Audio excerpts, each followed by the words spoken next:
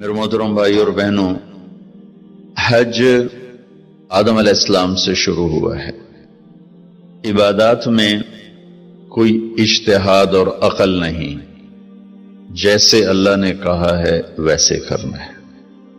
نماز اپنی عقل سے ہم معلوم نہیں کر سکتے، روزہ ہے، حج ہے۔ عبادات میں جیسے آسمان والے نے بتایا اور جیسے جناب رسول اللہ صلی اللہ علیہ وسلم نے کر کے دکھلایا، بس ہم نے وہ کرنا ہے۔ باقی چیزوں میں معاملات ہیں، زندگی کی باقی ضروریات ہیں، اس میں زمانے کے لحاظ سے سوچ بچار بھی ہے، تبدیلی بھی ہے، اجتہاد بھی ہے۔ عبادت اسے کہتے ہیں جس میں بس جو اللہ نے کہا، جو اس کے نبی نے فرمایا، کر کے دکھایا، ویسے کرنا ہے۔ ہمارے نبی پاک کا میں تھوڑا سا آپ کو مختصر خاکہ حج کا بتا دیتا ہوں۔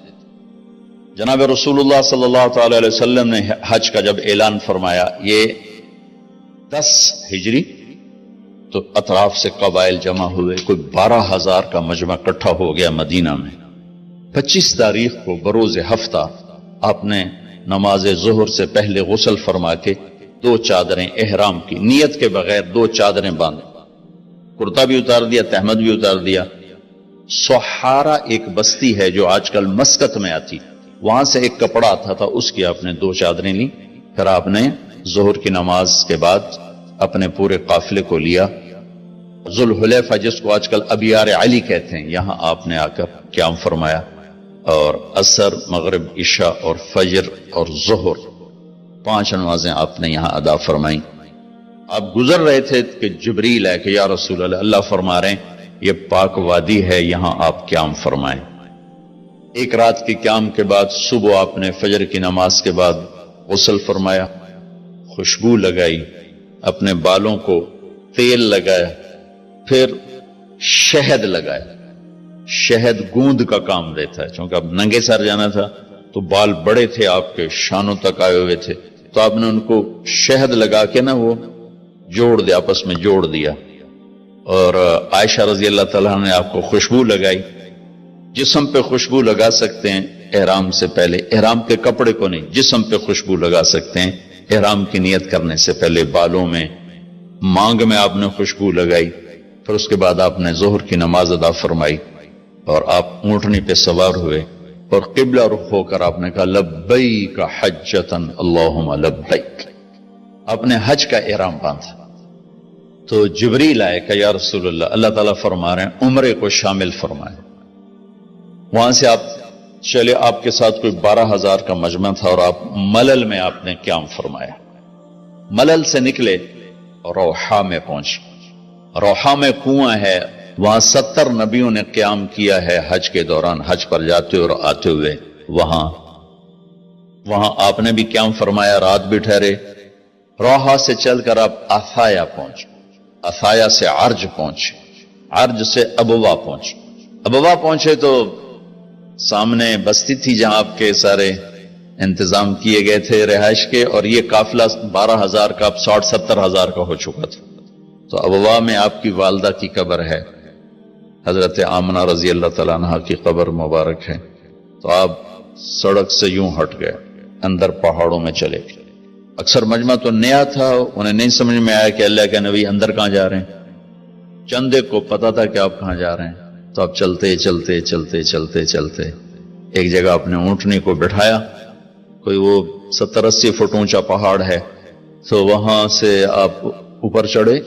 یہ اپریل کا مہینہ تھا اور ماں کی قبر کے سرانے تشریف لائے، اور یوں آپ نے گھٹنے اٹھائے اور ہاتھ یہاں رکھے اور سر یہاں لیا، یہ پوزیشن بنائی جیسے چھوٹے بچے بناتے، اور پھر جوں سرہانے بیٹھ کے رونا شروع کیا۔ صدمہ تو چند دنوں بعد بھول جاتا، میں اب اپنی ماں کے یاد میں رونا بھی چاہوں تو رونا نہیں آتا، اپنے باپ کی یاد میں رونا بھی چاہوں تو رونا نہیں آتا۔ اور میرے نبی کو 57 برس گزر چکے تھے ماں کے گئے ہوئے، تو وہ 57 سال پرانا درد ابھی زخم بھرا نہیں، آپ اس پوزیشن میں بیٹھے اور اتنا روئے کہ سارا رواں آپ کا آنکھ بن کے رو رہا تھا، وہ ساری داڑھی آپ کی آنسوں سے تر ہو گئی، اور آپ نے آگے جانے سے انکار کر دیا کہ میں آج رات اپنی ماں کے پاس ٹھہروں گا۔ آپ نے رات وہیں گزاری۔ کیا رات تھی! ابواس سے چلے تو آپ عصفان پہنچے، عصفان تھے تو آپ نے کہا ابوبکر یہ کون سی جگہ ہے؟ کہا جو عصفان۔ کہا میں دیکھ رہا ہوں ہود اور صالح علیہ السلام گزر رہے ہیں اس وادی سے، لبیک کہتے ہوئے حج کو جا رہے ہیں۔ عصفان سے آپ مرہ زہران پہنچے، پھر وہاں سے آپ صرف پہنچے، پھر وہاں سے آپ تنعیم پہنچے۔ تنعیم میں آپ نے احرام کی چادروں کو تبدیل فرمایا، جو 2 چادریں مدینہ میں زیب تن فرمائی تھی، تنعیم اتار کر 2 نئی چادر اسی کپڑے کی۔ پھر مکہ کے ٹاپ سے آپ انٹر ہوئے اور بیر زی طوا کے کنویں پر آ کر آپ نے قیام فرمایا۔ یہ ہے اتوار کی رات، 25 کو چلے اور 4 کی رات کو، یہ مہینہ 29 کا تھا، تو 4 کی رات کو آپ مکے پہنچ گئے۔ اور اتوار کو صبح آپ نے غسل کیا، خالی پانی بہایا اور عمرہ کے لیے تشریف لے گئے۔ صفا مروہ کی طرف سے آپ پہنچے، باب و بنی شیبہ کے سامنے آپ نے اونٹنی کو بٹھایا تو بنو ہاشم خاندان کے بچے آ گئے، ان سب کو ملے، کئیوں کو اونٹنی پہ بٹھا لیا، کئیوں کو پیار کیا، گلے لگایا، پھر ان سب سے ہو کر باب و بنی شیبہ، یہ باب و بنی عبد مناف تھا، آپ کے خاندان کا دروازہ تھا، اس سے آپ انٹر ہوئے، اور جب آپ فارغ ہوئے تو باب و بنی مخزوم سے آپ باہر نکلے۔ آپ نے جاتے ہی حجر اسود کا بوسہ لیا، پھر سجدہ کیا، پھر بوسہ لیا، پھر سجدہ کیا، پھر بوسہ لیا، پھر سجدہ کیا، پھر آپ رونے لگے، بہت روئے۔ اس کے بعد آپ طواف شروع فرمائے۔ تیسرے یا چوتھے چکر میں آپ نے پانی بھی پیا، اور حضرت عمر سے فرمایا کہ عمر حجر اسود کے بوسے پہ لڑائی نہ کرنا، جگہ ملے تو لے لینا، جھگڑا نہ کرنا، جیسے ہمارے نادانی میں لوگ وہاں عورتیں بھی ایسی حماقت کرتی ہیں کہ ایک سنت عمل کے لیے فرض چھوڑ دیتے کہ مرد عورت کا یوں آپس میں اختلاط، یہ اس سے بچنا فرض ہے، اور وہ ایک سنت کے لیے گھس رہی، اور لڑائی جھگڑے فساد، قریب بھی نہیں جانا چاہیے۔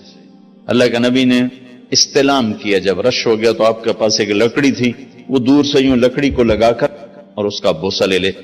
پہلا آپ نے بوسہ لیا، اس کے بعد رش ہو گیا تو پھر آپ نے ہر دفعہ بوسہ میں ایک دفعہ بوسہ لیا، اس کے بعد آپ کے پاس ایک لکڑی تھی، اس لکڑی کو آپ یوں چھوتے تھے اور حجر اسود کو، اور اس کا بوسہ لے لیتے تھے۔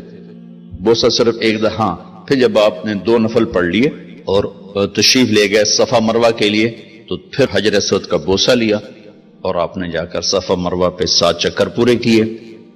بعض روایت میں ہے کہ 3 چکر پیدل کیے، پھر مجمع زیادہ ہو گیا تو 4 اونٹنی پر بیٹھ کر گیا تاکہ لوگ دیکھ لیں۔ اس کے بعد آپ نے اعلان فرمایا کہ بھئی جن کے پاس قربانی کا جانور نہیں ہے وہ احرام کھول دو۔ تو صحابہ نے کہا یا رسول اللہ آپ کھولیں، تو آپ نے فرمایا کہ میرے پاس قربانی کا جانور ہے، ابو بکر کے پاس، عمر، زبید، طلحہ یہ نہیں کھولیں گے جو کہ ان کے پاس بھی قربانی کا جانور ہے، باقی جن کے پاس نہیں کھول دو۔